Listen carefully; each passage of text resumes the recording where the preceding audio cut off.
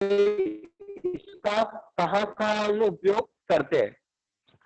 तो देखिए सबसे पहले बात करते हैं डीसी सीरीज मोटर की। डीसी सीरीज मोटर के कनेक्शन आपको दिखाए हुए हैं, जिसमें सीरीज फील्ड वाइंडिंग आपकी आर्मेचर के श्रेणी क्रम में जुड़ी हुई होगी। अच्छा, इसका जो कंस्ट्रक्शन होता है सीरीज फील्ड वाइंडिंग का, ये आपको पहले बताया हुआ है, तो इसकी संरचना बताओ मेरे को किसको आती है। डीसी सीरीज मोटर की जो वाइंडिंग है कैसी होती है, संरचना कैसी होती है उसकी।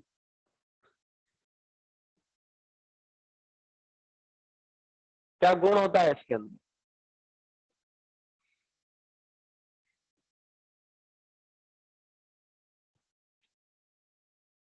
नहीं आता। मैं आपको पहले भी बताया हुआ है कि सीरीज वाइंडिंग और शंट वाइंडिंग दोनों में डिफरेंस होता है। सीरीज फील्ड वाइंडिंग में क्या होता है, नंबर ऑफ टर्न्स यानी लपेटों की संख्या हमेशा कम होती है, ठीक है। और रेजिस्टेंस, और इसका जो वायर होता है, जो हम वाइंडिंग के लिए वायर यूज करते हैं, वो वाइंडिंग वायर जनरली उसका जो गेज होगा या उसकी जो मोटाई होगी वो आपकी शंट फील्ड वाइंडिंग की तुलना में अधिक रखी जाएगी, ठीक है। इसका कारण क्या है, ताकि इसका रेजिस्टेंस कम से कम रखा जाए। अगर रेजिस्टेंस कम होगा तभी तो आर्मेचर के सारे वोल्टेज लगभग आपके टर्मिनल पे मिल पाएंगे। अगर इसका रेजिस्टेंस ज्यादा होगा तो सारा का सारा किस पे से ड्रॉप हो जाएगा, इस सीरीज फील्ड वाइंडिंग पे हो जाएगा।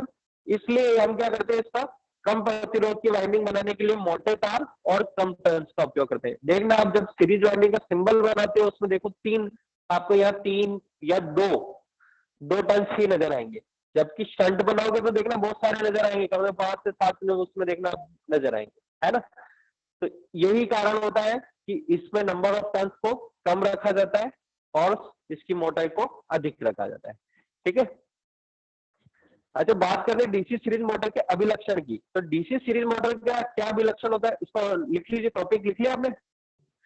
इसका सबसे पहला गुण लिखिए, डीसी सीरीज मोटर का जो स्टार्टिंग टॉर्क है,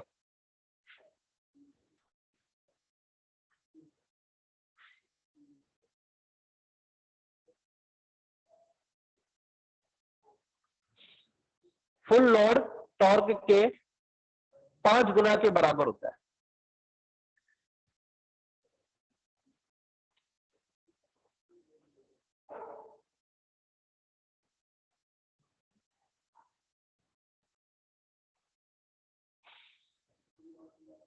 फुल लोड टॉर्क के 5 गुना के बराबर होता है।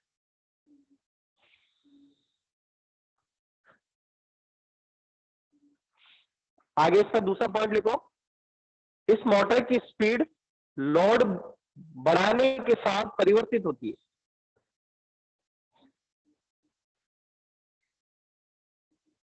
और ये डायग्राम बना लीजिए।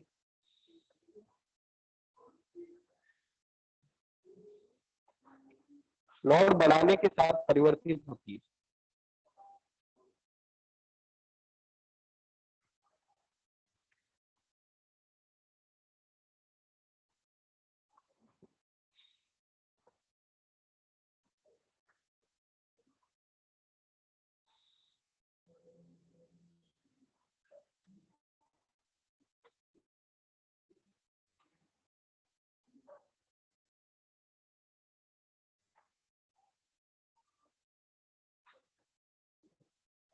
और इस डायग्राम को बना लीजिए, ठीक है।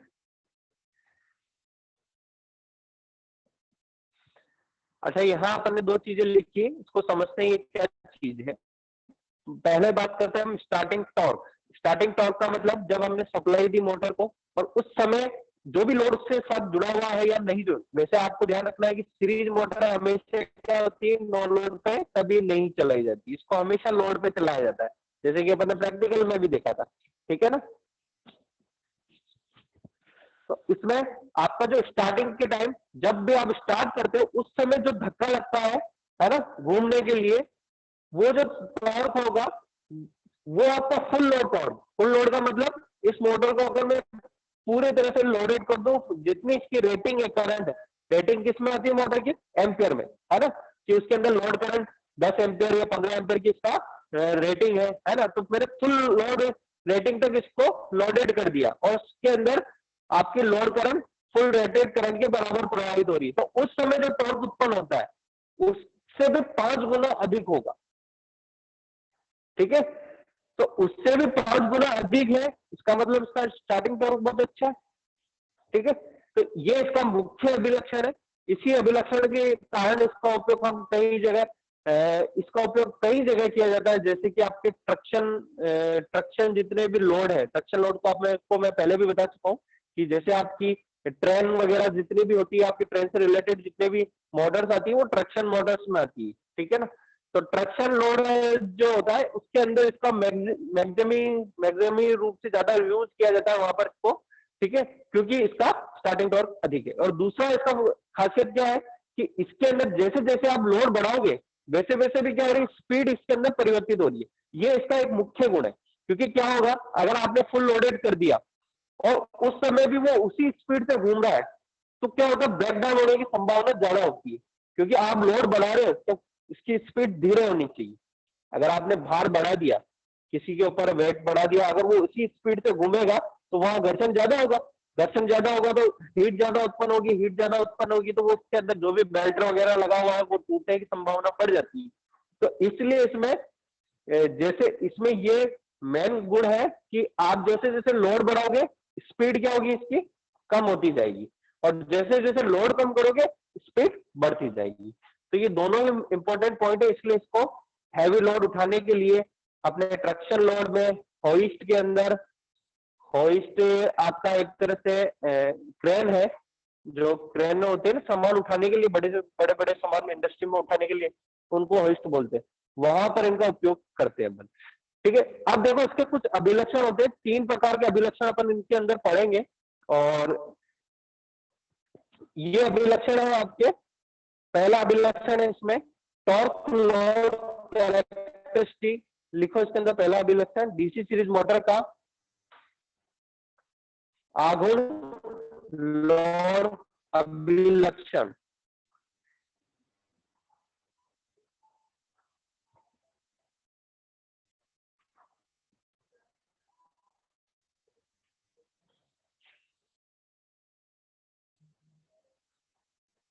इसको T dash I L characteristic भी बोलते हैं।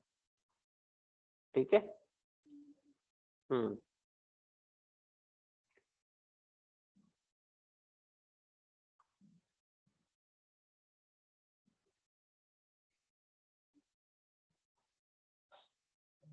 कैरेक्टरिस्टिक की स्पेलिंग ये लिखी हुई है, लिख लेना भूल गया ना, मेरे को लिखने में थोड़ी दिक्कत है।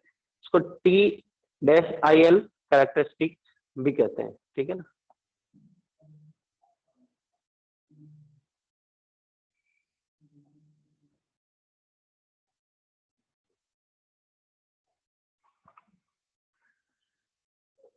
और इसी का दूसरा नाम आप इलेक्ट्रिकल कैरेक्टरिस्टिक भी बोल सकते हो, यानी इसकी विद्युत अभिलक्षण भी इसको बोल सकते हो। तो इसका ये दूसरा नाम भी लिख लीजिए, इसको विद्युत अभिलक्षण भी बोलते हैं इसके।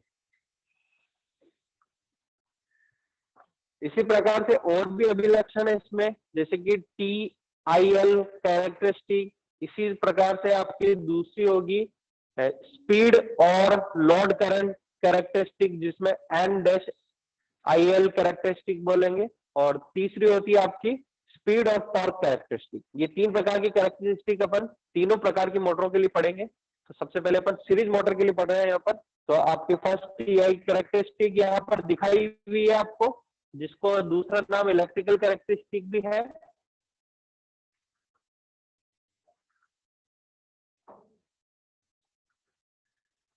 तो देखिए इसके अंदर जब स्टार्टिंग के अंदर लोड करंट आपकी शून्य होती है, तब ये टॉर्क आपका यहाँ से स्टार्ट होता है, शून्य से स्टार्ट होता है। और धीरे धीरे जब आप लोड करंट बढ़ाते हो तो टॉर्क इसमें देखिए स्टार्टिंग के अंदर धीरे धीरे बढ़ रहा है, ये यहाँ से यहाँ तक। ऐसा क्यों है इसके अंदर, इसका रीजन अपन इनके फॉर्मूले से पढ़ेंगे। कि फॉर्मूले आपने देखे हैं, आपके टॉर्क का फॉर्मूला क्या होता है, पता है किसी को? टॉर्क का, टॉर्क के फॉर्मूले लिखा थे ना आपको लास्ट टाइम, मैंने बोला था ये फॉर्मूले 4-5 इंपॉर्टेंट है, रट लो इनको, बहुत इंपॉर्टेंट है, उन्हीं से अपन को सारे रिलेशन निकल के आएंगे टॉर्क का। हम्म,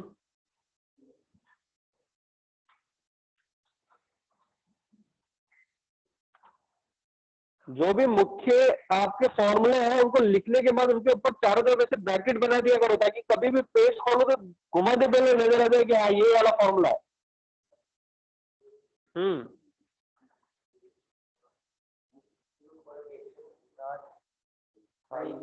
ZPIA है ना, यही था फॉर्मूला आपका। मैं लिख देता हूँ एक बार, जो नहीं आए थे वो भी लिख लेना।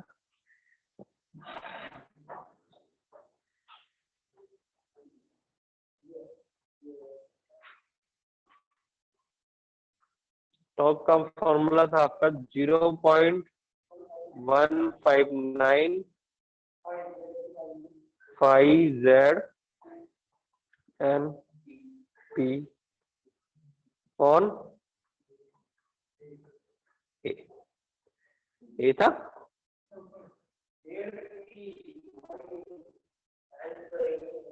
इनटू, हाँ हटा दे दूंगा, हटा दूंगा, ये आई ए होगा, है ना।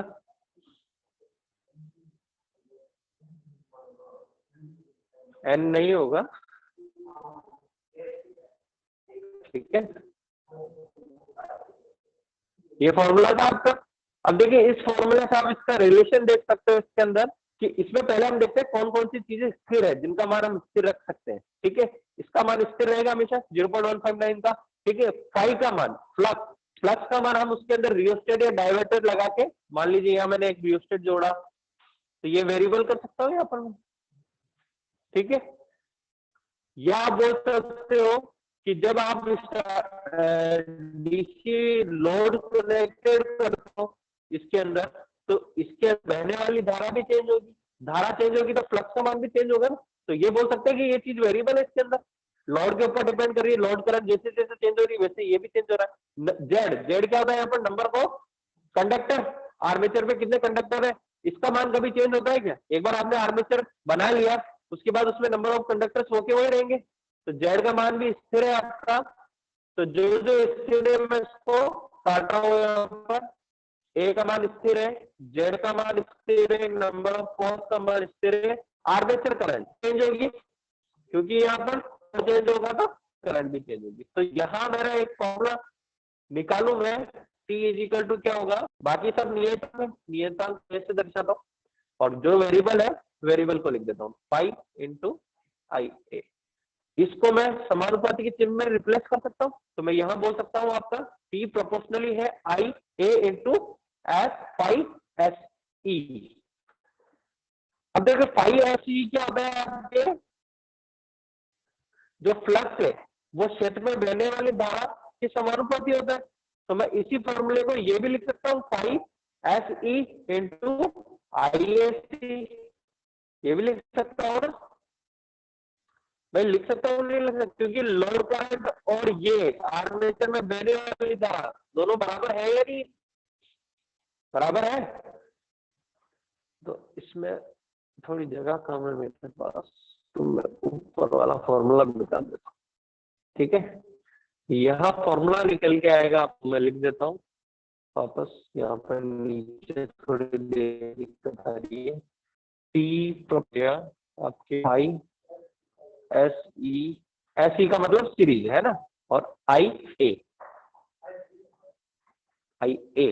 आर्मेचर करंट, ठीक है। अब यहां बात करते हैं, देखिए सीरीज मोटर के अंदर आई ए का मान किसके बराबर होता है आपके, आई एस ई के बराबर होता है। दोनों ही मान सेम ही होते हैं ना, सीरीज में दोनों मान सेम होते हैं। तो भले आप यहाँ पर आई एस ई लिखे या आई ए लिखे, दोनों की वैल्यू लगभग सेम ही होगी, इसलिए कोई दिक्कत नहीं है, ठीक है। और जो फ्लक्स है, फ्लक्स किसके समानुपाती होता है आपका, उसमें बहने वाली धारा का, बहने वाली धारा क्या है आपकी, आई एस, यही है। तो मैं इस फ्लक्स के मान को आई समानुपाती, सॉरी बराबर नहीं होगा, समानुपाती, तो इसमें रिप्लेस कर सकता हूँ इसकी जगह पर, ठीक है। तो आप भी इसको लिखते रहे, मिटा नहीं रहा हूं। सबसे पहले वो वाला फॉर्मूला लिखिए, हाँ फाइव जेड पी, हाँ, इंटू आई ए बटेवा ए।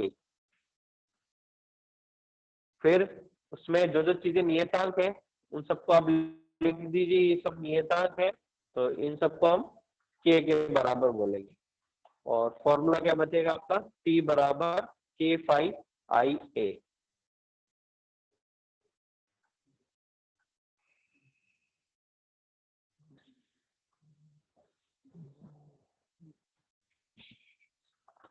और उसके बाद फिर ये वाला स्टेप लिखना है आपको।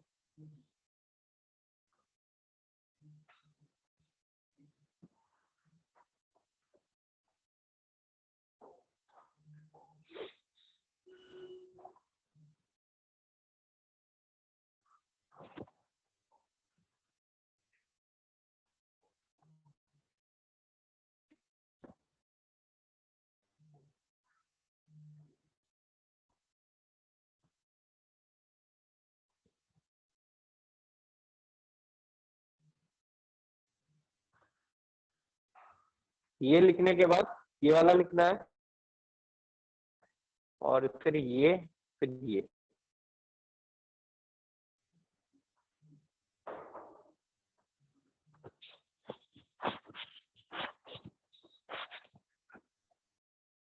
अब देखिए फाइव एस ई किसके प्रोपोर्शनल है, आई एस ई के प्रोपोर्शनल है आपके, हाँ? तो मैं यहाँ बोल सकता हूँ कि इस फाइव को मैं किस पर रिप्लेस कर सकता हूँ, आई एस ई के अंदर कर सकता हूँ। और आई एस ई किसके बराबर है, आई ए के, है? तो मैं यहाँ लिख सकता हूँ कि टी प्रोपोर्शनली आई ए के स्क्वायर के बराबर होगा, क्योंकि आई ए से आई ए करने आप जोड़ोगे, गुणा करोगे, तो आई ए स्क्वायर आएगा ना। तो मैंने इसकी जगह, इस फाइव एस ई की जगह आई एस ई लिखा, और चूंकि आई एस ई किसके बराबर है, आई ए के, तो इसलिए मैंने उसको रिप्लेस कर दिया आई ए में। तो मेरे यहाँ पर रिलेशन क्या निकल के आया, टी प्रोपोर्शनली आई ए का स्क्वायर।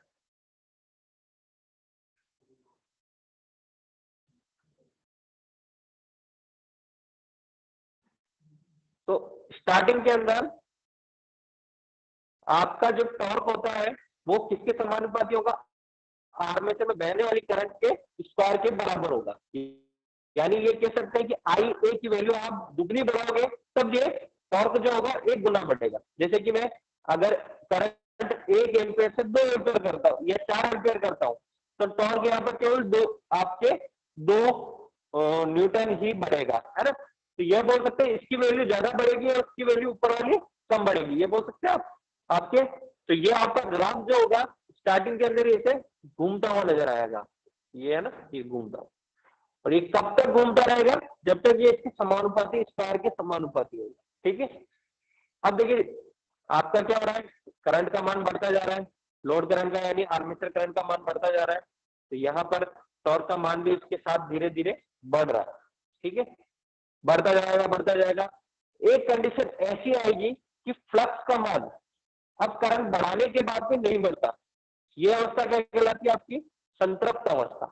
आपको बताया ना, पोल को, किसी भी मैग्नेट को मैग्नेट धारा देते जाओगे वो पावरफुल मैग्नेट बनाता जाएगा, मगर उसकी भी एक लिमिट है कि अब उसके बाद करंट का मान कितना भी बढ़ा लो, उसके बाद क्या होगा, उसमें मैग्नेट का जो पावर है वो नहीं बढ़ेगा। तो यहाँ पे भी इसकी भी लिमिट आएगी एक, है ना? तो इसकी भी लिमिट आएगी। तो अब आपका लोड करंट बढ़ाने पर भी क्या होता है, आपके फ्लक्स का मान और नहीं बढ़ता है, और फ्लक्स का मान नहीं बढ़ेगा तो इस कंडीशन में अब आपका आगे वाला जो फॉर्मूला रहेगा वो संतृप्त अवस्था के बाद क्या होगा, फॉर्मूला क्या रह जाएगा, टी प्रोपोर्शनली टू आई ए, क्योंकि फाई का मान क्या हो गया अब उस कंडीशन में स्थिर हो जाएगा। तो ये कब आएगा आपके संतृप्त अवस्था में,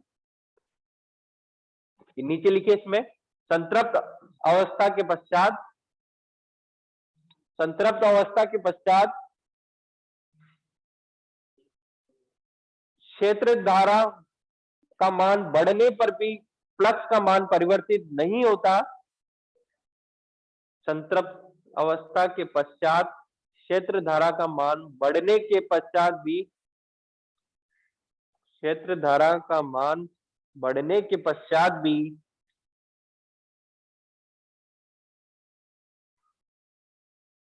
और कोई भी अगर चीज या कोई भी राशि आपके समानुपाती होती है तो उसका ग्राफ हमेशा एक सीधी रेखा में मिलेगा आपको। ठीक है, तो ये देखिए यहाँ पर पी पॉइंट के बाद, पी पॉइंट संतृप्त अवस्था को दर्शाएगा, यहाँ पर ये लिख लीजिए आप, पी पॉइंट संतृप्त अवस्था को दर्शाएगा।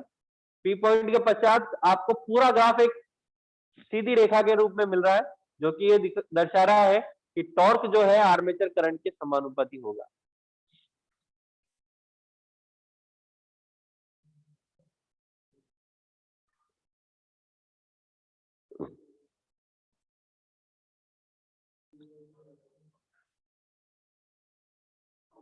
तो यहां से जो ये आपका डायग्राम निकल के आता है, इसी को हम बोलते हैं टॉर्क लोड कैरेक्टरिस्टिक, जिसमें लोड करंट के रेफरेंस में आपने टॉर्क के मान को दर्शाया है। और इससे हमें क्या पड़ता है स्टार्टिंग के अंदर, तो टॉर्क जो होगा वो आई ए के स्क्वायर के प्रोपोर्शनल होगा, और उसके बाद जो टॉर्क होगा संतृप्त अवस्था के बाद, टॉर्क जो प्रोपोर्शनली हो जाएगा आपके आर्मेचर करंट के प्रोपोर्शनल हो जाएगा। ठीक है,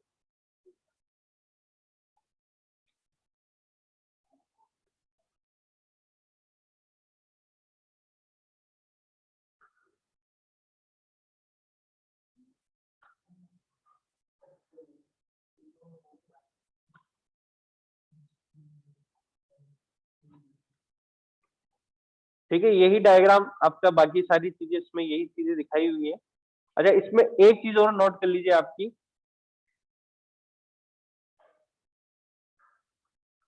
डीसी सीरीज मोटर की starting current full load current की 1.5 गुना होती है, 1.5 गुना होती है। डीसी सीरीज मोटर की स्टार्टिंग करंट पूर्ण लोड करंट की 1.5 गुना होती है।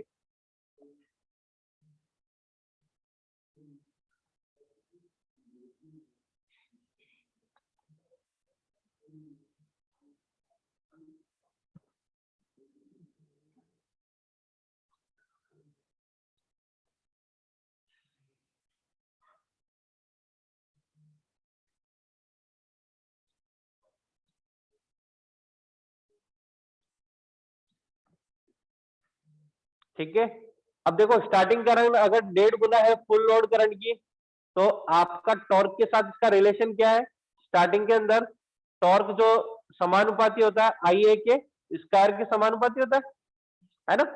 और यहां पर जो स्टार्टिंग करंट है वो फुल लोड की कितनी है, 1.5 गुना है। तो फुल लोड करंट में मान लेता हूं इसकी फुल लोड करंट आई ए है, जिसको अगर मैं 1.5 से गुणा करूं तो 1.5 ये होगा, या आई आर रेटेड करंट बोल सकता हूं उसको। ठीक है, तो अब इसको स्क्वायर को आप इसको हल करोगे तो यहां पर क्या आएगा आपका 2.25, और यहां क्या आएगा आपका आई रेटेड। तो आई रेटेड क्या दिखाता है, आपकी फुल लोड करंट जो है उस अवस्था में जो धारा है उसको दर्शा रहा है। वो किसके समानुपाती हो रहा है, वो टॉर्क आपके इसके 2.25 गुना के बराबर। तो फुल लोड करंट यानी आप बोल सकते हैं फुल लोड की अवस्था के अंदर जो टॉर्क होगा स्टार्टिंग के अंदर, उसका 2.25 गुना टॉर्क उत्पन्न होगा। तो यही चीज यहां लिखी हुई है, नेक्स्ट लाइन भी लिख लीजिए इसके अंदर आप।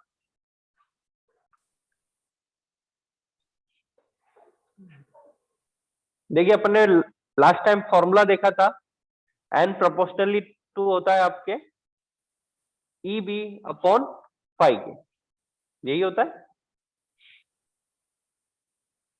या नहीं होता, होता है ना। ठीक है, तो एन प्रोपोर्शनली टू क्या है आपके ईबी के। अब देखिए ईबी को मैं और क्या लिख सकता हूं, b minus i a into r a लिख सकता हूं, नहीं लिख सकता। अरे ये फॉर्मूले है सारे, आपका टर्मिनल वोल्टेज से अगर आपने आई आर्मेचर के अंदर होने वाले वोल्टेज ड्रॉप को घटा दिया तो वो किसके बराबर होगा, आपके बैक ईएमएफ के बराबर होगा। तो यही फॉर्मूला आपको लास्ट टाइम मैंने बताया भी था। ठीक है, तो इसको मैं इसमें रिप्लेस कर सकता हूं। ठीक है, और आपके देखिए आई ए किसके बराबर होता है, फील्ड करंट के बराबर होता है ना सीरीज के अंदर। तो आप यहां बोल सकते हो या I F is equal to I A is equal to I L, ये सारे बराबर होंगे, लोड करंट वगैरह सब बराबर होंगे, है। तो मैं यहां जब जैसे जैसे लोड करंट का मान बढ़ाना लगता हूं, ये जिसका मान बढ़ता जाएगा, है ना, तो लोड करंट का मान बढ़ता जाएगा तो इसकी वैल्यू बढ़ती जाएगी, और इससे जो वैल्यू बढ़ेगी तो इसके साथ गुणा होगी आर ए के साथ में, तो यहां पर इसका मान बढ़ेगा तो इससे माइनस होने वाली संख्या का मान भी क्या होगा, बढ़ेगा ना, और माइनस होने वाली संख्या का मान बढ़ेगा तो यहाँ रिजल्टेंट जो यहाँ निकल के आएगा, v से माइनस होके आएगा, वो क्या होगा, यहाँ पर वैल्यू कम होती जाएगी। जैसे कि उदाहरण के रूप में 230 वोल्ट v का मान है, v का मान कितना लिया मैंने, 230, ठीक है। और कार आपकी स्टार्टिंग के अंदर मेरी आर्मेचर करंट जो है 0 होगी, और रेजिस्टेंस मैंने यहाँ पर आर्मेचर का मान लिया 1 ओम। तो इस कंडीशन में मैं इस वाले फॉर्मूले में मान निकालता हूं, तो आपका v माइनस क्या होगा, 0 इंटू 1, तो इसकी वैल्यू कितनी आएगी, 230 ही आएगी। जैसे जैसे मैं इसका मान बढ़ाता हूं, यानी आई ए का मान बढ़ाता हूं, तो मान लीजिए आई ए का मान अब 0 से बढ़कर कितना हो गया, आपके 1 हो गया, तो उस कंडीशन में इसका मान कितना आएगा, 229, 2 किया उसके बाद कितना आएगा, 28। तो जैसे जैसे इसका मान बढ़ रहा है तो यहां पर जो वैल्यू आ रही है, ईबी की वैल्यू आ रही है, उसका मान क्या हो रहा है, घटता जा रहा है। तो मैं ये बोल सकता हूं इसका मान बढ़ाओगे तो इसका मान क्या होगा, आपका ईबी का मान घटेगा, है ना। तो लोड करंट बढ़ने के साथ में यहां रिलेशन आपका क्या हो रहा है, लोड करंट जैसे जैसे आप बढ़ा रहे हो, ईबी का मान क्या हो रहा है, आपका घट रहा है। ईबी जो होगा वो घट रहा है, और ईबी का मान घटेगा तो स्पीड का मान क्या होगा, ये इसके समानुपाती है ना, तो स्पीड का मान भी घटेगा साथ के साथ, है ना। तो जैसे जैसे आर्मेचर करंट बढ़ा रहे हो, स्पीड का मान क्या होना चाहिए, घटना चाहिए। तो देखो यहां पर यही रिलेशन दिखा रहा है या नहीं दिखा रहा आपको, एक मिनट इसको थोड़ा साफ कर देता हूं। जैसे जैसे लोड करंट का मान बढ़ा रहे हो, स्पीड का मान देखो नीचे जा रहा है, जा रहा है, ये देखिए और बढ़ता जाएगा, एक लिमिट के बाद क्या होगा, ये फिर आप कितना भी बढ़ाओ ये क्या होगा, स्पीड इससे कम नहीं होगी, है ना। तो ये रिलेशन आपका इससे निकल के आता है, इस वाले फॉर्मूले से। तो आप यहां बोल सकते हो कि जैसे जैसे आप स्पीड बढ़ा रहे हो वहां पर क्या हो रहा है, सॉरी लोड बढ़ा रहे हो वहां क्या हो रहा है, स्पीड घट रहा है। मैंने ये बताया था ना फर्स्ट आपको तो पॉइंट में, सेकंड पॉइंट में, कि जैसे जैसे लोड बढ़ाओगे क्या होगा, स्पीड घटेगी। क्यों घटेगी उसका रीजन यहाँ समझ में आया, ठीक है। ये फॉर्मूला उतार लो, इसको प्रोपोर्शनली लिखना बराबर की जगह, ये प्रोपोर्शनल होता है ना।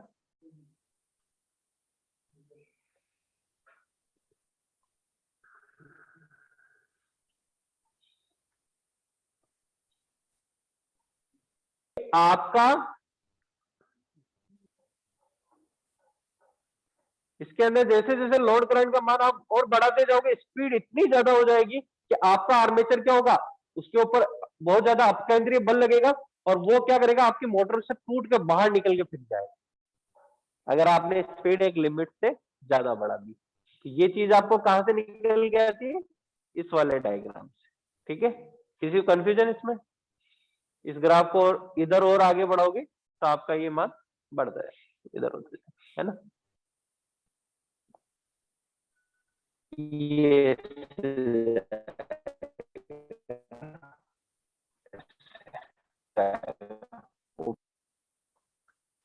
उतारिए, चले आगे। नेक्स्ट आता है आपका स्पीड टॉर्क कैरेक्टरिस्टिक।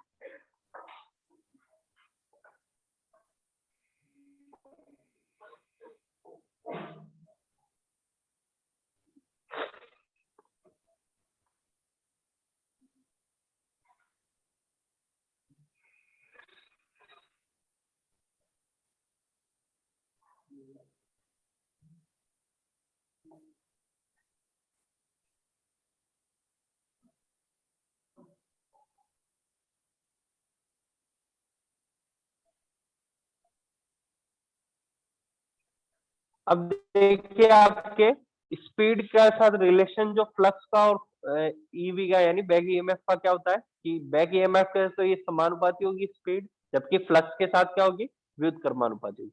वहीं मैं बात करता हूँ टॉर्क की। टॉर्क के अंदर क्या होता है, फ्लक्स समानुपाती होता है आपका, यही होता है ना फॉर्मूला आपका।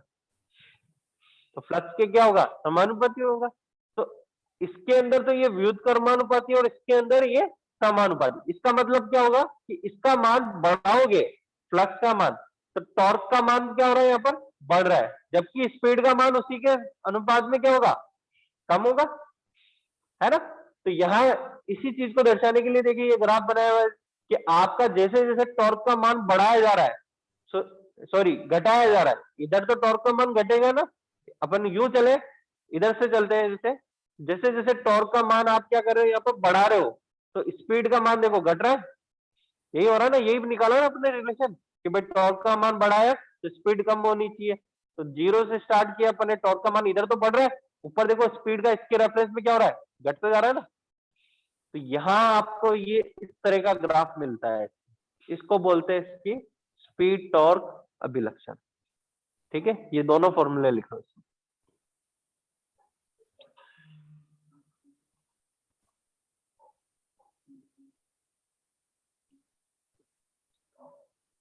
और इसके आगे ये एरो बना के बना लिख लेना कि टी प्रोपोर्शनली टू था आपके फाइव के, और फाइव का मान बढ़ाओगे तो टॉर्क का मान क्या होगा, बढ़ेगा। और हाँ, उसी समय इस वाले फॉर्मूले में इतना इसका मान बढ़ाओगे तो इसका मान क्या होगा, घटेगा।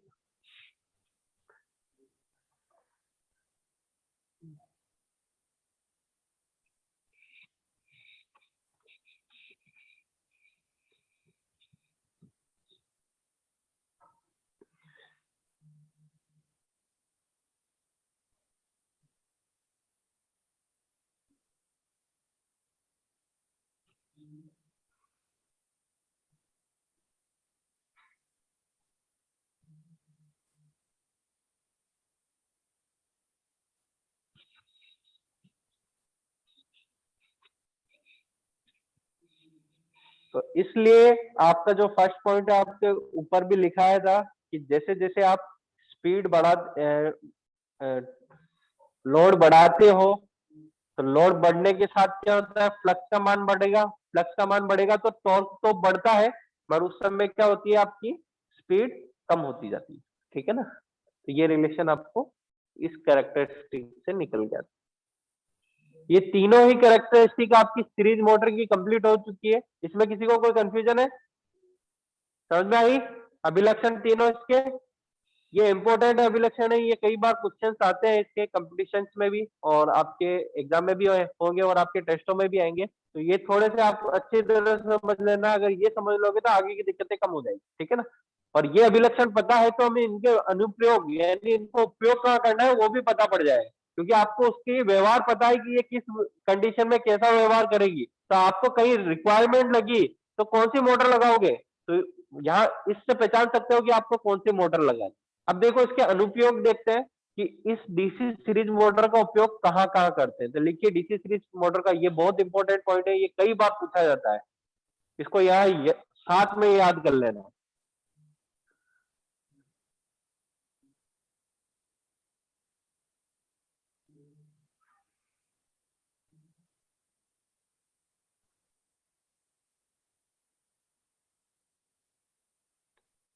इनका उपयोग हम कहाँ कहाँ करते हैं, लिफ्ट, क्रेन,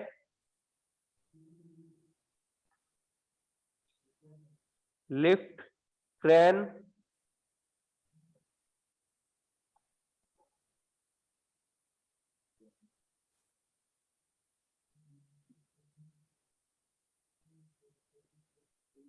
क्रेन है, ध्यान रखना, ट्रेन ट्रेन आगे लिखेंगे अपन, ट्रक्शन आगे लिख लेंगे। ये हाँ क्रेन है, ये जो क्रेन से न लिखकर क्रेन कर देना है ना। अरे ये है ट्रक्शन, ट्रेन तो यहाँ आएगी, इसको बोलते ट्रक्शन, ये यहाँ है। हाँ ये क्रेन है, और यहाँ ये है ट्रैक्शन, वहाँ ट्रेन नहीं लिखते, इसमें ट्रक्शन लिखते हैं, ट्रक्शन। ठीक है, आगे लिख लो इसको, ट्रक्शन, ट्रक्शन एन, है ना। भारी कार्य, हैवी, हैवी कंस्ट्रक्शन, भारी निर्माण।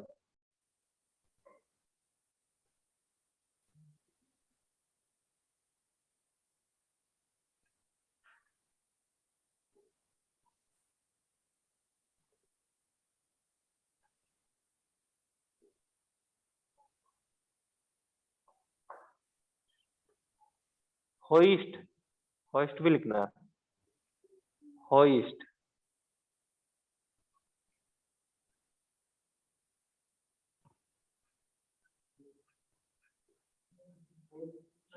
हाँ होइस्ट, होइस्ट एक तरह से क्रेन का ही रूप है ना, ये लिखा हुआ है होइस्ट में किया जाता है ना।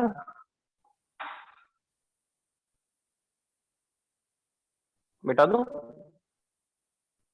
चले आगे। बात करते हैं डीसी शंट मोटर के अभिलक्षण और अनुप्रयोग, लिख लीजिए इसका नाम।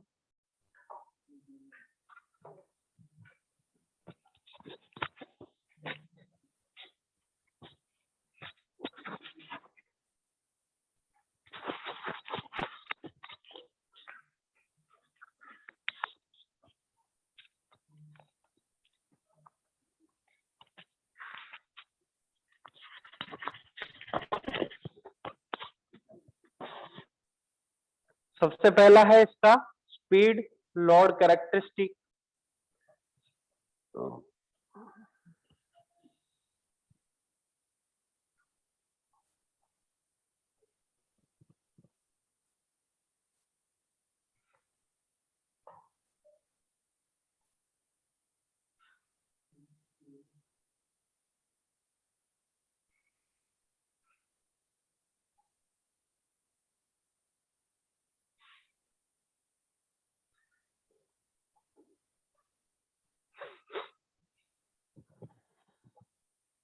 अब देखिए इसके अंदर आपका फॉर्मूला क्या था, एन प्रोपोर्शनली टू,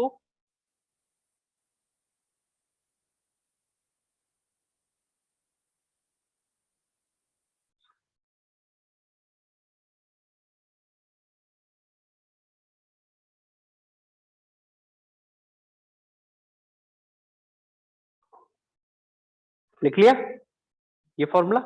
इसमें यहां लिखिए आप कि शंट मोटर में, आगे इसी के आगे लिखना, शंट मोटर में फ्लक्स का मान लगभग स्थिर होता है,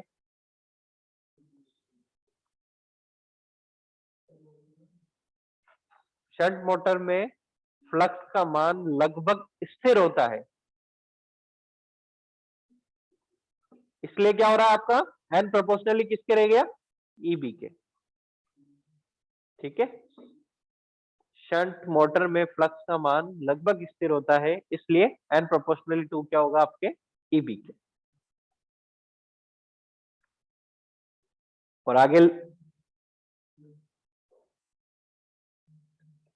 आगे लिखिए इसमें, इस कारण शून्य लोड से पूर्ण लोड तक शंट मोटर की स्पीड में बहुत कम परिवर्तन होता है।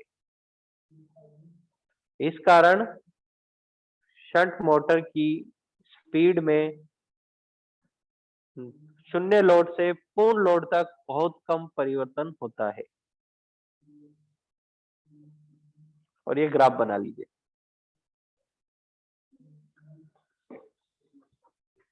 बहुत कम परिवर्तन होता है। नो लोड भी चलाओ ना, चलाओ ना। उसमें तो आपने वो ग्राफ देखा ना कि भाई जैसे ही आप उसमें लोड करंट को आप जीरो करोगे, वो ग्राफ कैसे जा रहा था आपका, वो अनंत ऊपर जा रहा था ना, ऊपर जा रहा था उसमें, सीरीज में नहीं चला। शंट में तो इसको आप देखो, लोड करंट आपने क्या करी, शून्य कर दी, लोड करंट शून्य यहाँ हो रही है, तो इसकी स्पीड क्या होगी, मैक्सिमम जो रेटेड स्पीड 1500 आरपीएम है, 1500 आरपीएम पे चल जाएगी, है ना।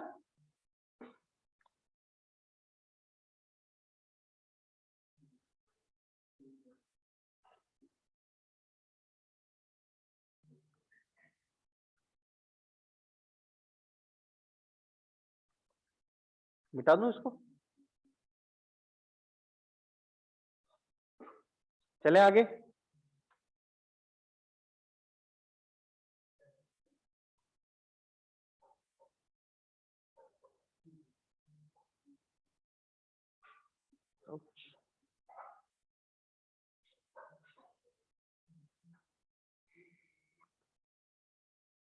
अगला लिखिए इसमें torque load characteristic. Torque load current characteristic है ना, क्यों लिखना torque load current characteristic, DC shunt motor का आगुण बनाम लोड अभिलक्षण।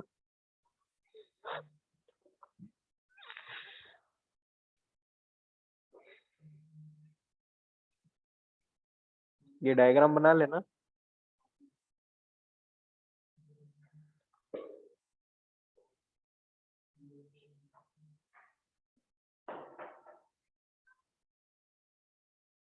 यहाँ टॉर्क और लोड करंट की बात चल रही है, तो टॉर्क प्रोपोर्शनली होता है आपके फ्लक्स और आर्मेचर करंट।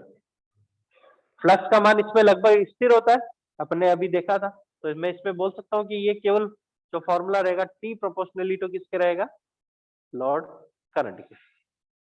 तो इसलिए इसका जो ग्राफ मिलेगा आपको वो एक सीधी रेखा मिलेगा कि जैसे जैसे टॉर्क का मान बढ़ा रहे हो, सॉरी जैसे जैसे आर्मेचर करंट का मान बढ़ा रहे हो, वैसे वैसे क्या होगा, टॉर्क का मान भी बढ़ेगा। ठीक है, तो ये देखिए एक सीधी रेखा मिल रही है आपको कि आपने लोड करंट, अच्छा यहाँ लोड करंट लिखा हुआ है, यहाँ मैंने आर्मेचर करंट लिखा हुआ है, क्योंकि क्या होता है आपकी लोड करंट क्या होती है आपकी, i a upon sorry i a plus i s h. I s h का मान तो आपका क्या है, स्थिर है, कांस्टेंट है। तो जैसे जैसे आर्मेचर करंट बढ़ाओगे वैसे वैसे लोड करंट का मान भी बढ़ेगा, क्योंकि ये तो इसका मान तो स्थिर हो गया ना, तो ये बढ़ाओगे तो ये बढ़ेगा, ये घटाओगे तो ये घटेगा, है ना। तो इसलिए मैं यहाँ पर आई ए लिखा हूं, आप बोले चाहो तो इसको आई एल भी लिख सकते हो, है ना, क्योंकि ये दोनों इसके समानुपाती है ना। तो इसलिए आपका ये फॉर्मूला क्या निकल के आएगा, torque proportionally to load current के है, और इसलिए आपकी ये क्या होगी, एक सीधी रेखा होगी। इससे देखिए आप जैसे जैसे लोड करंट बढ़ा रहे हो वैसे वैसे क्या हो रहा है, इसका टॉर्क भी बढ़ता जा रहा है। ठीक है, ये लिख लीजिए, ये इंपॉर्टेंट फॉर्मूला है इसके, और ये डायग्राम आपने बना ही लिया होगा।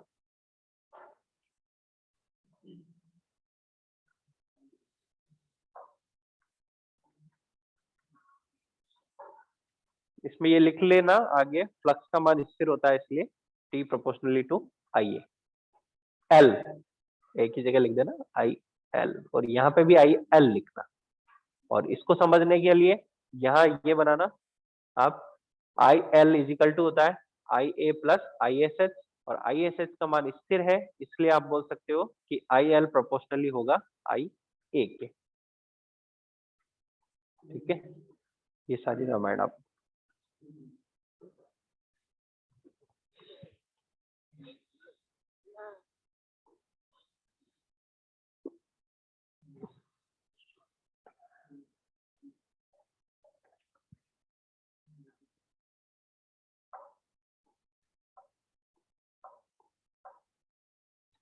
अब देखिए शंट मोटर के अंदर भी स्टार्टिंग जो करंट होती है आपकी, नॉर्मली स्टार्टिंग करंट 1 से 1.5 गुना अधिक ही होती है।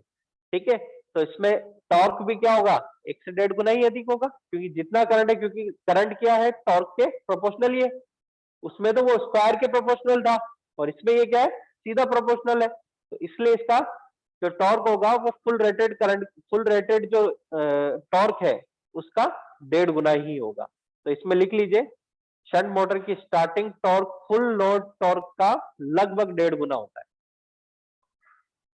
ये क्वेश्चन कई बार पूछे जाते हैं कि शंट मोटर में starting torque full rated torque का कितना होगा, या सीरीज में कितना होता है ना, तो ये भी थोड़ा इंपॉर्टेंट पॉइंट है।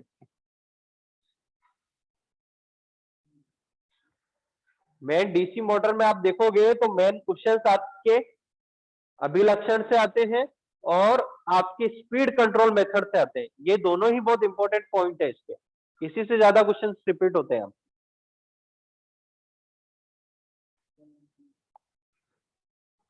क्योंकि बाकी सब तो जनरेटर के समान है, तो जनरेटर से क्वेश्चन पूछ लिए जाते हैं उसमें, यही थोड़े अलग हैं।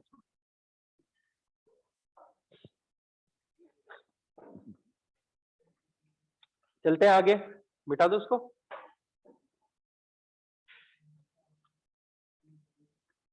बात करते हैं हम टॉर्क वर्सेस स्पीड कैरेक्टरिस्टिक या आगुण बनाम आगुण व स्पीड अभिलक्षण लिख लेना, बनाम का मतलब वर्सेस। हाँ ये हिंदी है थोड़ी सी, इसको मेरे को टाइम नहीं मिलता है तो मैं जैसा है वैसे चिपका देता हूँ। तो टॉर्क वर्सेस स्पीड कैरेक्टरिस्टिक।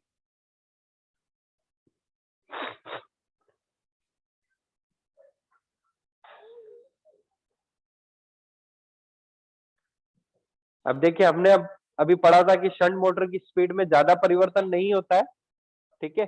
आपकी जो शंट मोटर है उसको लगभग कांस्टेंट स्पीड मोटर भी बोला जाता है आपके। तो इसके अंदर भी स्पीड आपकी कम चेंज होगी, जबकि टॉर्क आपका आर्मेचर करंट के साथ चेंज होता रहता है। तो इसको कैसे समझते हैं, इसको देखिए आपके फॉर्मूलों से समझते हैं वापस। टॉर्क किसके प्रोपोर्शनली है आपके,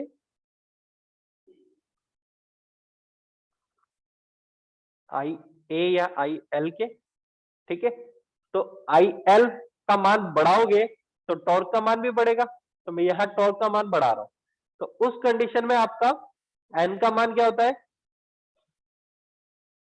ई बी अपॉन, या आप बोल सकते हो ई बी ना लिख के इसको, ठीक है एक बार पूरा लिख दे, e b upon five. Five का मान भी इसमें कांस्टेंट है ना, तो ये प्रोपोर्शनल है। तो यहां फॉर्मूला क्या बचेगा आपका, एन प्रोपोर्शनली टू, ये लिखते जाना इसको, ये फिर ये ई बी, और इसमें लिखना फ्लक्स का मान स्थिर होता है, इसलिए एन प्रोपोर्शनली टू होगा ई बी।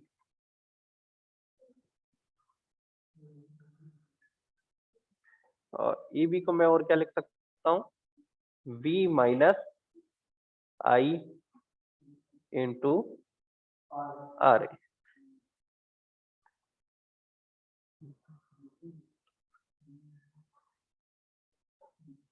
अब बस अब इनमें एरो लगाते जाइए, लोड करंट बढ़ेगी तो टॉर्क भी बढ़ेगा, टॉर्क लोड करंट बढ़ेगी तो क्या होगा आपका, अगर ये यहां लोड करंट इसके अंदर बढ़ेगी, इसके आगे एरो लगा देना, लोड करंट अगर बढ़ेगी तो स्पीड क्या होगी आपकी, घटेगी, परंतु इसका मान अत्यधिक परिवर्तित नहीं होगा।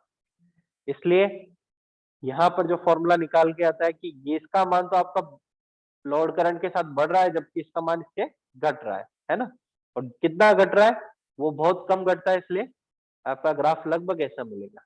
पहले ग्राफ कैसे मिल रहा था आपका, ऐसे मिल रहा था ना, ये कैसा मिल रहा है आपके, ऐसे। क्यों ऐसे मिल रहा है, क्योंकि इसका मान बहुत कम परिवर्तित होता है, स्पीड का मान, है ना, ये अपन पहले ही देख चुके हैं ऊपर।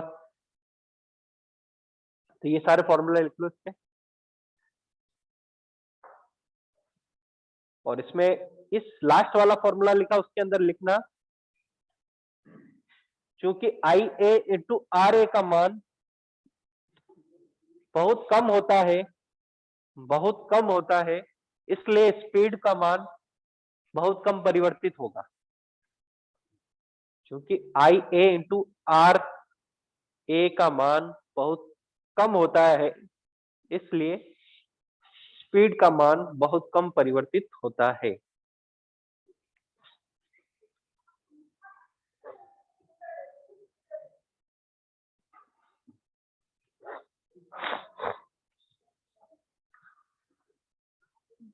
तो ये आप, हाँ एन का मान घट रहा है ना, आई ए का मान बढ़ा, आई ए का मान बढ़ेगा तो ये इससे 20 से माइनस होने वाली वैल्यू है ना, वो बढ़ रही है, वो बढ़ रही है, तो ईबी का मान घट रहा है, ईबी का मान घट रहा है तो एन का मान भी घटेगा, है ना। तो ये आपके हो गए शंट मोटर की अभिलक्षण। इसमें मेरे हिसाब से आपको किसी को कंफ्यूजन है तो पूछ सकता है, नहीं तो चले आगे, चले, बढ़िया। हाँ अरे ये तो अभी आने हैं ये, अच्छा इसी में अनुप्रयोग लिखे हुए हैं क्या, ओके ओके। तो अब देखते हैं अगला टॉपिक इसका, इसके अनुप्रयोग। कहाँ कहाँ इन शंट मोटर का उपयोग करते हैं अपन?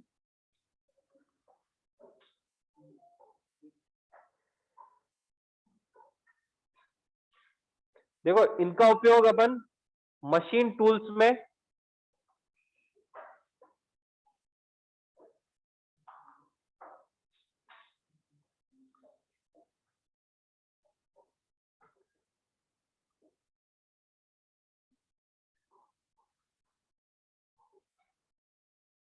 लकड़ी समतलक, इसको वो रद्दा बोलते हैं, प्लेनर बोलते हैं आपका, है ना, जो लकड़ी को प्लेन करने के काम आता है ना, उसमें।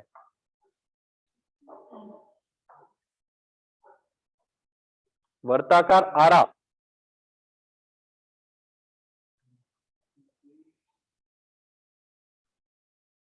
जो आरी होती है लकड़ी काटने की आरियां आती है ना, उनमें। Grinder, polisher, printing machine, printing प्रक्रिया की जगह लिखना printing machine, blower, motor, generator इत्यादि में करते हैं।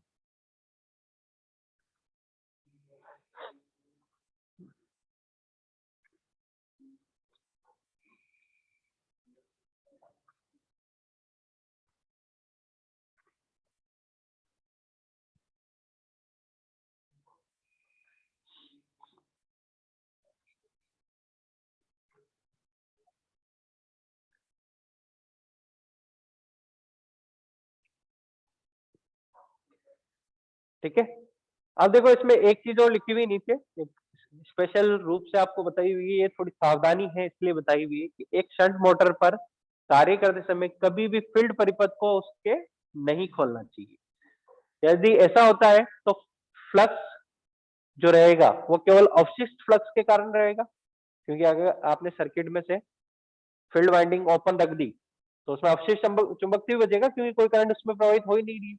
तो अवशिष्ट चुंबक के कारण फ्लक्स उत्पन्न रहेगा, तो फ्लक्स का मान क्या होगा? बहुत कम रहेगा।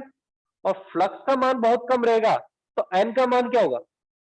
इनवर्सली प्रोपोर्शनल होता है, स्पीड बहुत अधिक हो जाएगी, और इतनी अधिक स्पीड पे क्या होगी, वो मोटर टूट कर बिखर सकती है। तो इसलिए शंट मोटर में ये चीज ध्यान रखनी कि कभी भी फील्ड को ओपन रख के हमें इसको सप्लाई नहीं देनी है। अच्छा, ये चीज आपके हुई है प्रैक्टिकल करते समय, आपको ध्यान होगा जब अपन शंट मोटर का।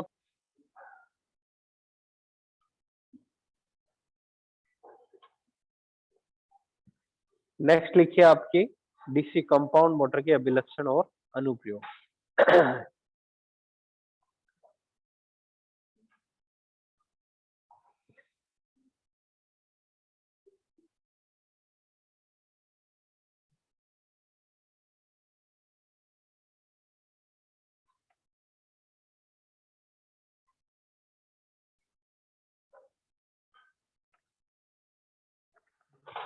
अब देखिए डीसी कंपाउंड मोटर ऐसी मोटर है जिसमें सीरीज फील्ड वाइंडिंग और शंट फील्ड वाइंडिंग दोनों के गुण उपस्थित होंगे। तो इस कारण से, अच्छा, ये भी दो प्रकार की होती है आपकी, कम्युलेटिव कंपाउंड और डिफरेंशियल कंपाउंड। तो अपन दोनों को पढ़ेंगे। सबसे पहले कम्युलेटिव कंपाउंड मोटर के बारे में पढ़ रहे हैं अपन, लिख लीजिए कम्युलेटिव कंपाउंड मोटर।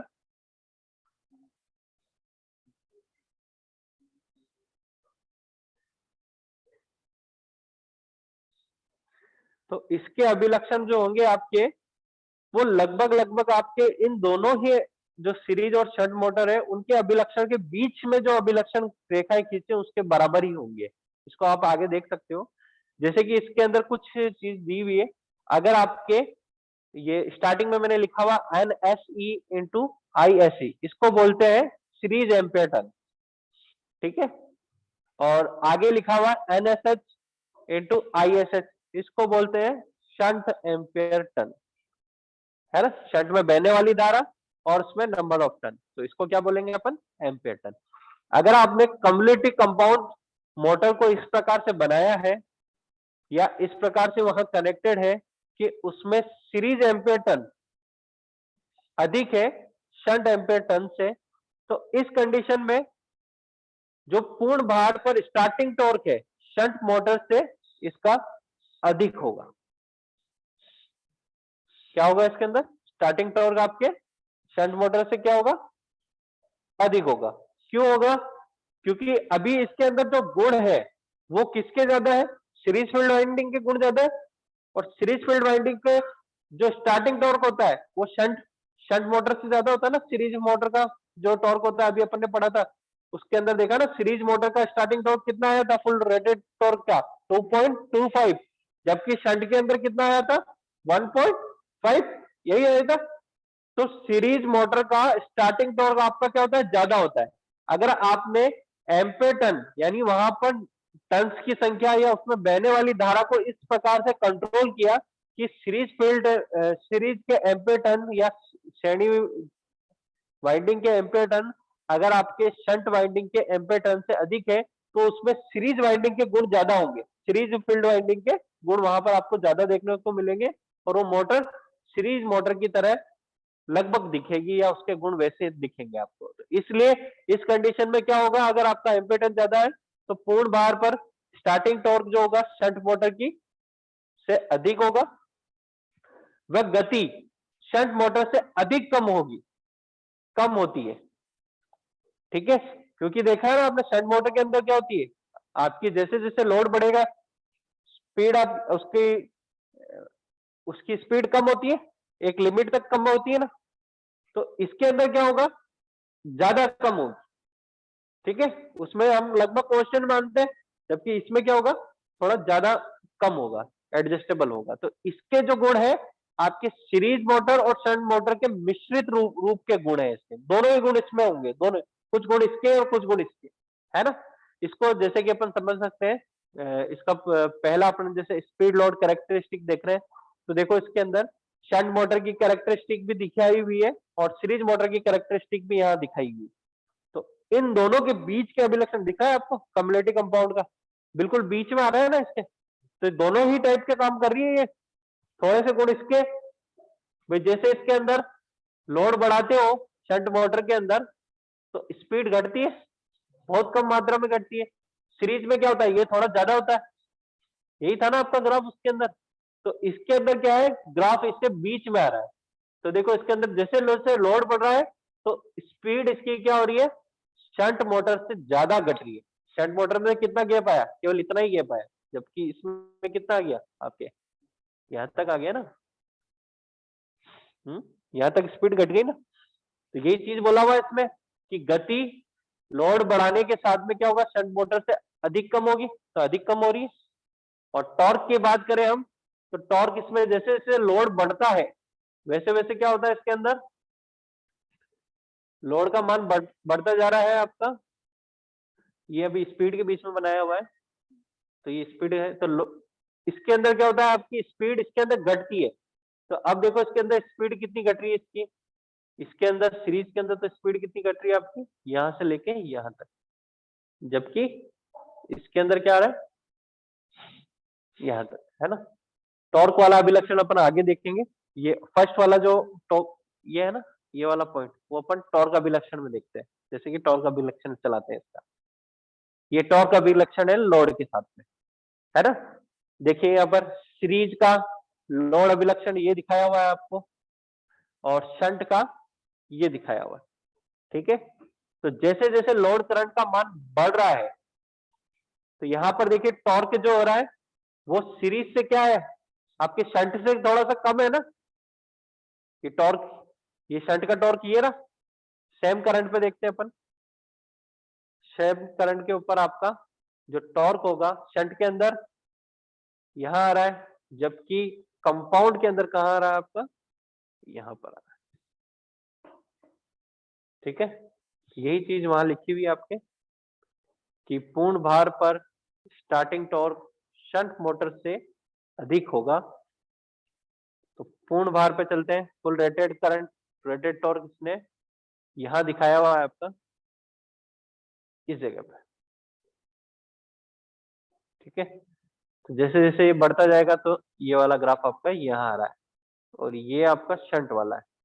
तो ये शंट, ये कंपाउंड और ये सीरीज। ठीक है, तो यहाँ आप इसका टॉर्क देख रहे हैं, तो टॉर्क यहाँ पर शंट से ज्यादा आ रहा है और सीरीज से कम आ रहा है। ठीक है, तो यही चीज वहां लिखी हुई है इसमें। इसी प्रकार से अगर आपके shunt ampere turn series ampere turn से अधिक है तो पूर्ण भार पर स्टार्टिंग टॉर्क सीरीज से कम होता है, वह गति शंट मोटर से अधिक होती है। ये इसके रिलेशन बताए हुए आपको। ठीक है, हम बात करते हैं स्पीड लोड कैरेक्टरिस्टिक की सबसे पहले।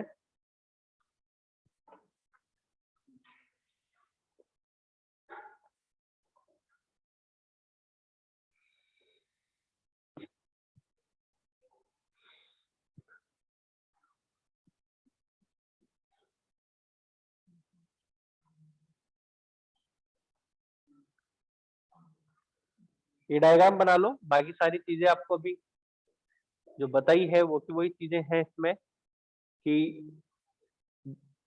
जैसे जैसे लोड करंट का मान आपका बढ़ता है तो स्पीड का मान उसके रेफरेंस में इसमें ज्यादा स्पीड परिवर्तित होती है शंट मोटर की तुलना में, स्पीड ज्यादा परिवर्तित होगी, यानी लोड बढ़ता जाएगा तो स्पीड कम होती जाएगी, ज्यादा कम होगी।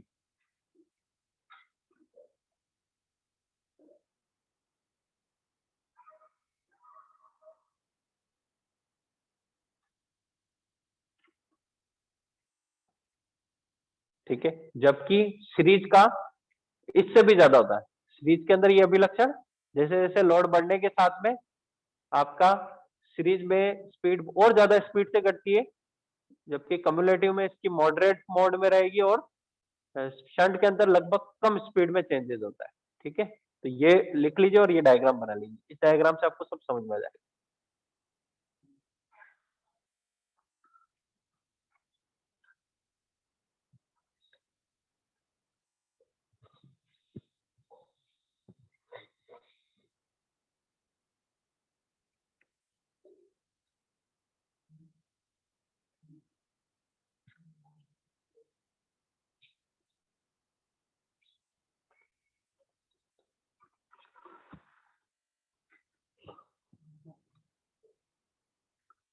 अब देखो इसमें एक फायदा क्या है हमारा कि कम्युलेटिव कंपाउंड मोटर के अंदर हमें दोनों ही चीजें, दोनों ही कंडीशन मिल सकती है।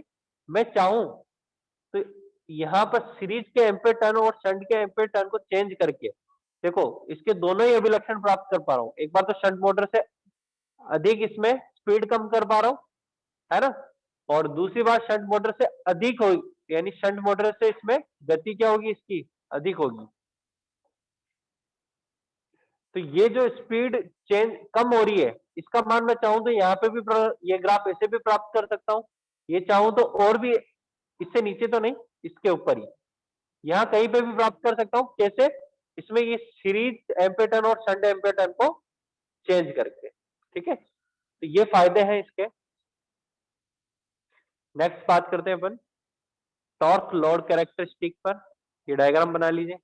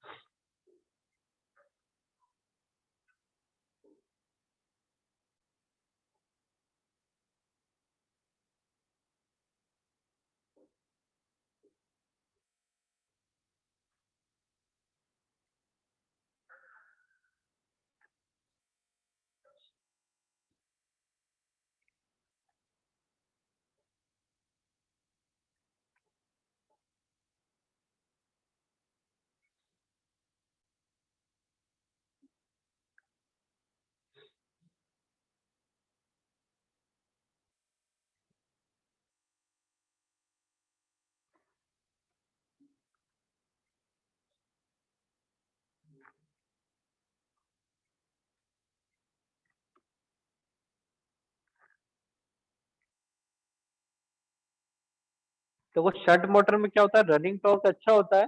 इस डायग्राम से यहाँ देखने को मिलेगा आपको, इसमें देखो ये सीरीज का है, ये कंपाउंड का है, ये शंट का है। मैं बात करता हूँ लोड करंट बढ़ाने के साथ में, है ना। तो जैसे जैसे लोड करंट बढ़ रही है तो देखो यहाँ पर टॉर्क जो है सीरीज का कम है इस पॉइंट पे। मैं इस पॉइंट की बात करता हूँ,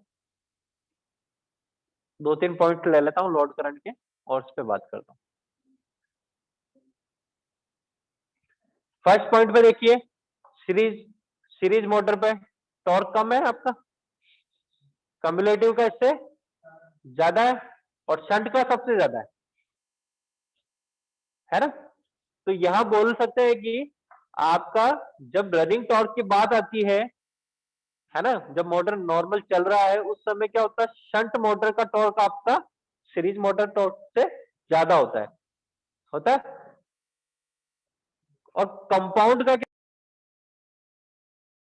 रहेगा, इस पे बात करते हैं। तो यहाँ हर पॉइंट पे देखोगे तो सीरीज का कम आएगा फुल रेटेड करंट तक, सीरीज का देखो हर जगह टॉर्क कम है जबकि शंट का अच्छा है। तो इस कंडीशन में मैं बोल सकता हूं कि रनिंग टॉर्क की बात करें तो रनिंग टॉर्क आपका शंट मोटर का अच्छा है और सीरीज का उसकी तुलना में कम है। और कंपाउंड का क्या है, दोनों के बीच का है। तो इससे मुझे इसके बीच के अभिलक्षण प्राप्त हो रहे हैं, इसमें थोड़ा सा गुण इसका मिल रहा है, थोड़ा सा गुण इसका मिल रहा है। तो इसमें यही चीज लिखी हुई देखो, एक कंपाउंड कम्युनिटी कंपाउंड मोटर का सीरीज और शंट मोटर के अभिलक्षण यहां दिखाए गए हैं। फुल लोड तक कम्युनिटी कंपाउंड मोटर पे उत्पन्न टॉर्क शंट मोटर की तुलना में कम होता है लेकिन सीरीज मोटर की तुलना में अधिक होगा। आगे क्या लिखा हुआ इसमें, लेकिन स्टार्टिंग के समय starting current full load current के 1.5 गुना होती है, इसलिए संचयी कंपाउंड यौगिक मोटर एक उच्च आघूर्ण उत्पन्न करती है जो स्टार्टिंग के समय शंट मोटर की तुलना में उत्तम होता है, यानी उससे अच्छा होता है। तो स्टार्टिंग टॉर्क भी इसका अच्छा है कंपाउंड का और रनिंग टॉर्क भी आपका सीरीज से अच्छा है इसका, है ना। तो दोनों ही चीजें यहाँ पर मेरी आवश्यकताओं को पूरी कर रही है, दोनों ही तरह की आवश्यकता पूरी कर रही है। स्टार्टिंग टॉर्क भी अच्छा हो रहा है जबकि सीरीज में तो क्या होता है, स्टार्टिंग टॉर्क अच्छा होता है और रनिंग टॉर्क शंट से कम होता है ना। और शंट के अंदर क्या होता है, रनिंग टॉर्क अच्छा होता है जबकि स्टार्टिंग कम होता है। मगर ये ऐसी मोटर है जिसमें स्टार्टिंग भी अच्छा है और रनिंग भी अच्छा है। ठीक है, बात करते हैं टॉर्क स्पीड कैरेक्टरिस्टिक की। टॉर्क स्पीड कैरेक्टरिस्टिक,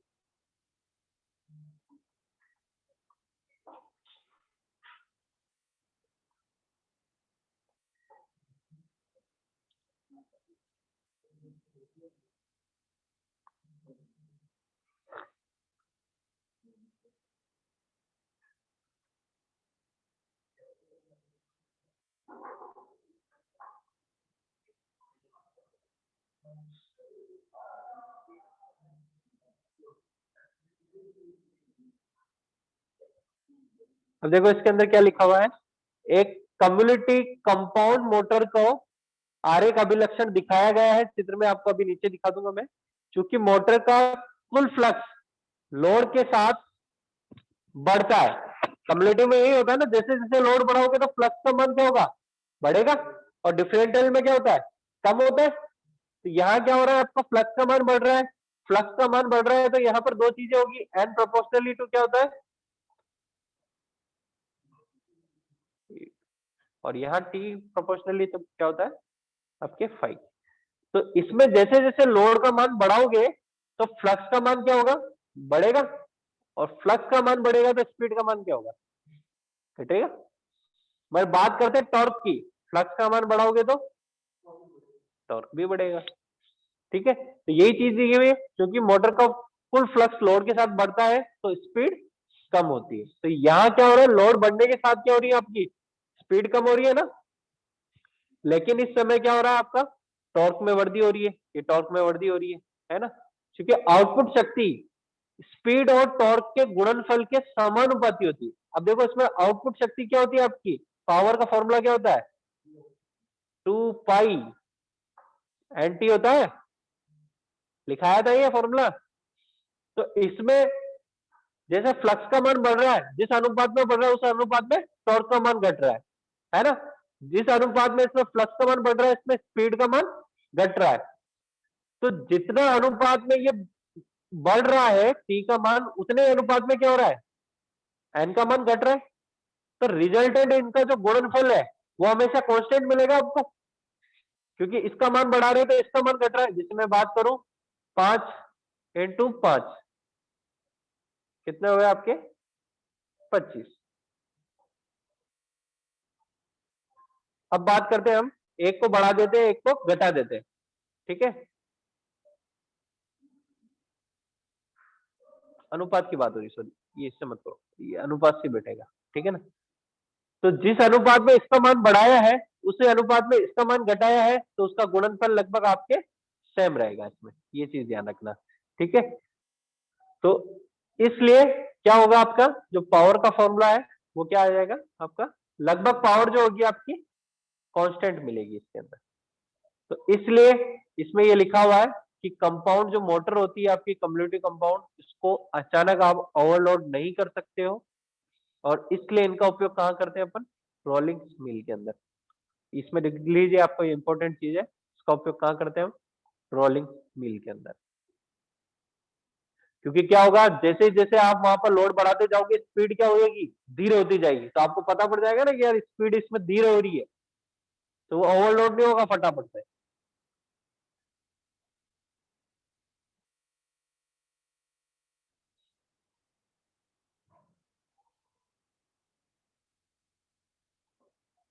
अब इसका अभिलक्षण देखो, ये स्पीड टॉर्क का अभिलक्षण दिखाया हुआ है कि इसके अंदर देखो, सीरीज मोटर के अंदर कैसा था, ये ऐसा था, मगर ये इसके अंदर और शंट के अंदर कैसा था, लगभग ऐसा, यही था ना।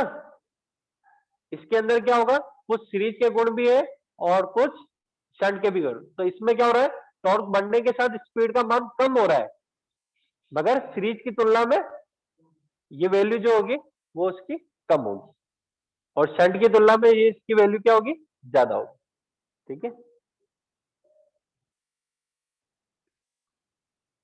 ये बना लो डायग्राम, ये हटा देना इरेजर।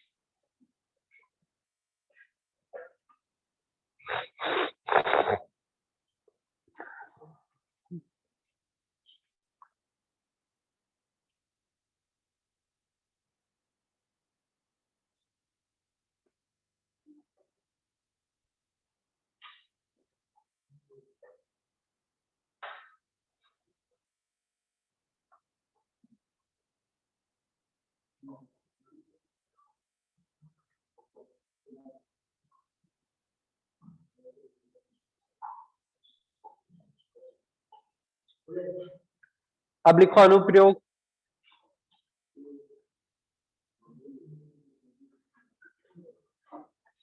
अब देखो इसकी क्या विशेषता है इस मोटर की, कि इन मोटरों को क्या करते हैं अपन, जब भी इसमें क्या होता है, इन मोटरों को ऐसी जगह हम उपयोग कर सकते हैं जहां लोड बार बार चेंज हो रहा है।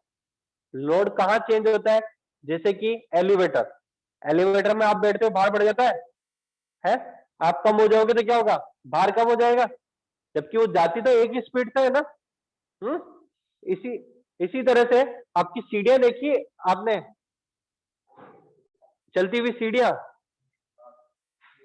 एक ही स्पीड से चलती रहती है ना, भले 10 जने बैठो 50 जने बैठो, एक ही स्पीड से चलती रहेगी। तो ऐसी जगह पे अपन को कौन सी चाहिए motor, compound, cumulative compound motor. इसकी क्या विशेषता है कि इसमें लोड परिवर्तित होगा तो भी स्पीड में ज्यादा चेंजेस नहीं होते, लगभग स्थिर स्पीड मिलती है हमें, है ना। तो इसलिए इसका उपयोग हम कहाँ कर रहे हैं, एलिवेटर में, आपके हाँ, जो इसके रोलिंग मशीन में, रोलिंग मशीन में क्या होता है, कोई भी चीज आती है, रोल रोल बनते हैं ना आपकी पतले पतली शीटें, दो रोल चलते रहते हैं, जैसे शीट आएगी उसके बीच में भार बढ़ेगा ना, मगर वो उसी स्पीड से घूमते रहेंगे, ताकि क्या होगा, वहां अगर स्पीड चेंज हो गई ना तो वो क्या होंगे, खराब हो जाएगी शीट, वो क्या होगी, ज्यादा ज्यादा टेम्परेचर तक गर्म हो जाती है, ज्यादा टेम्परेचर तक गर्म होगी तो वो ज्यादा पिघल जाएगी, ज्यादा पिघल जाएगी तो उसका रूप ज्यादा चेंज हो जाएगा और वो पिघल के नीचे भी गिर सकती है। तो ऐसी जगह जहां स्पीड लोड आए या ना आए कांस्टेंट रहनी चाहिए, वहां पर हम किसका यूज करेंगे, सम्युलेटिव कंपाउंड मोटर का। अब लिख लो इसके अंदर इसका उपयोग कहां कहां कर रहे हैं अपन। इसका उपयोग हैवी लोड जैसे प्रेस, प्रेस, करते नहीं का मैं देख के बताता हूँ आपको, टूल मशीन, टूल मशीन मैं लिखा रहा हूं जो लिखो, स्टील रोलिंग मशीन, एलिवेटर,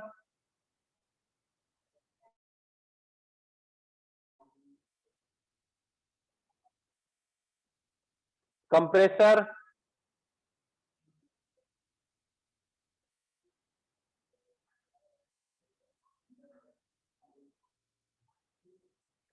आदि में किया जाता है। ठीक है।